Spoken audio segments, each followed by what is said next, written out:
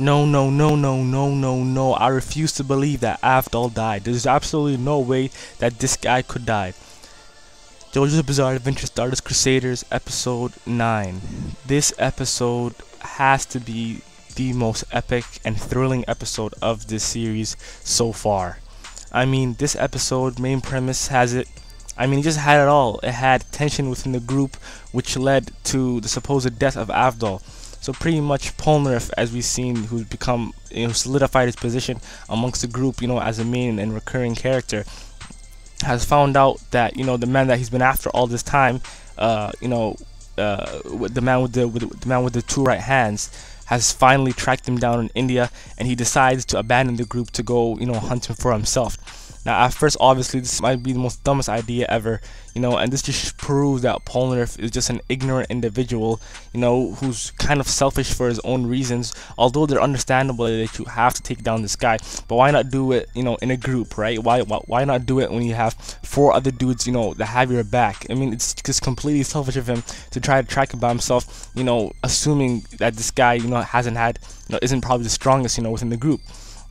So anywho, him and Avdol, have a heated discussion, fists are almost thrown, and pretty much the tension is rising high at this point, where, he finally decides that, Polnareff parts ways with them, and that I'm gonna go hunt this guy for myself. And then we get shown to 2 individuals in this episode. One, the dude with the 2 right hands, which his face we still haven't seen yet, and some other guy who calls himself Whole Horse, okay?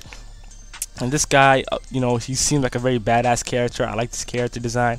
I like his ability as well. His stand is nothing more than a bullet, but it's really deceiving at first because you might think it's a regular gun, but in fact it's a bullet. The bullet is the stand itself, which he controls its trajectory and whatnot.